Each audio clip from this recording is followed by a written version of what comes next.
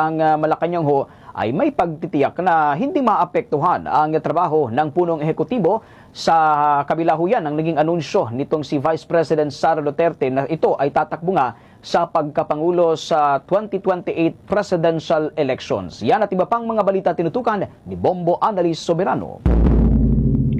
Tiniyak ng palasyo ng Malacanang na hindi maapektuhan ang pamamahala at trabaho ni Pangulong Ferdinand Marcos Jr. kasunod ng naging maagang anunsyo ni Vice President Sara Duterte na tatakbong Pangulo sa 2028 presidential elections.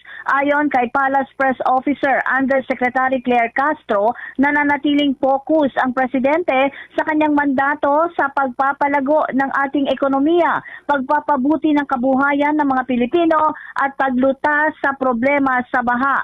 Sinabi ni Castro, hindi dapat maapektuhan ang trabaho ng pamahalaan sa mga naging pahayag ng Vice President. Inihayag pa ni Castro, hindi na rin kailangang sagutin ng Pangulong Marcos ang mga banat ng Vice President dahil alam naman ng lahat na ito ay fake news.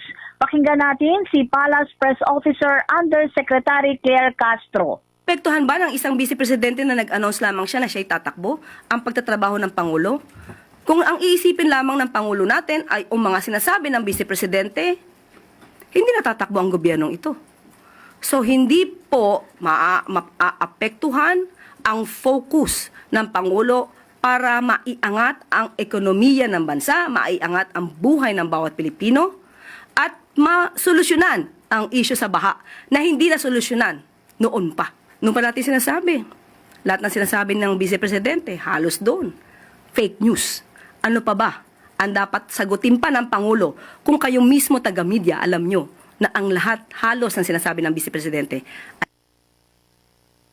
No comment naman ang palasyo sa posibleng motibo ni Vice President Sara Duterte na tatakbong pagkapangulo sa susunod na halalan.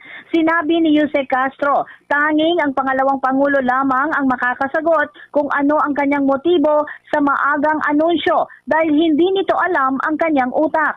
Nang tanungin kung may teorya siya hinggil dito, sabi ng Palace official, hindi niya ito masasabi at ipaubayan na lamang sa Vice President ang pagpapaliwanag sa kanyang motibo.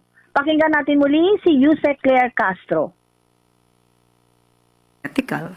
Sa kanya na lang po nyo. Kung ano man ang kanyang masamang motibo, ang kanyang magandang motibo dito, hindi ko po masasabi.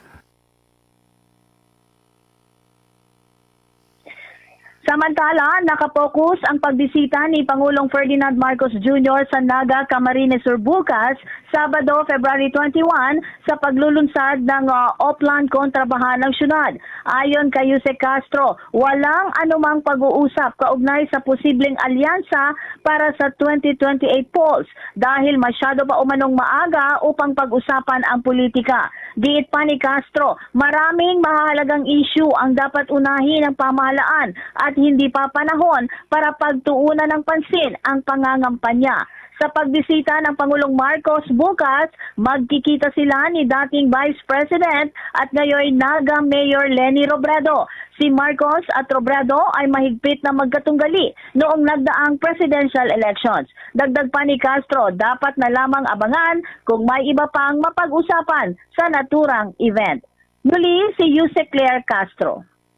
Sa pangangampanya o kung sino man ang magiging kandidato sa 2028. Hindi pa po kasi panahon ngayon, napakaaga po pa kasi para tayo mag-announce na kayo tatakbo o hindi. Napakaaga para mamulitika. Ang dami pong dapat na ayusin sa bansa natin. Maraming dapat na ayusin na interes ng ating mga kababayan. So, masyadong maaga ang pag-usapan kung sinong tatakbo sa 2028. Si Palace Press Officer Undersecretary Claire Castro. Mula sa Malacanang, Bombo Annalise Montaño Soberano nag-uulat.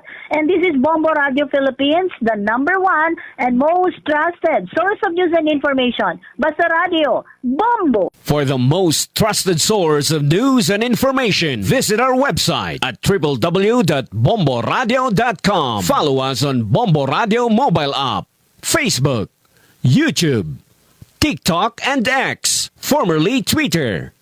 Like, share, and stay connected. Anytime, anywhere.